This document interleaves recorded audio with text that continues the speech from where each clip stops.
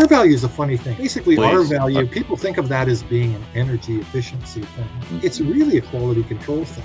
Basically, an R value was put in place by the Federal Trade Commission in the U.S. And of course, they were lobbied on that by none other than the folks who sell air permeable insulation. But at the end of the day, they said, you can measure thermal conductivity a bunch of different ways, but the way that gives you the most repeatable results is to have hot plate on the top and the cold plate on the bottom, and you measure the heat flux between the two surfaces. That's how you do your R value measurement. But think of it, with hot on top, cold on the bottom, no convection ever sets up. Cold air stays down at the bottom plate, hot air stays at the top plate. It's the most optimistic measure of how that product will perform against a temperature difference. That's what the R value test is. You'd get different results if you flip them over. You would get the different results if you had them side by side.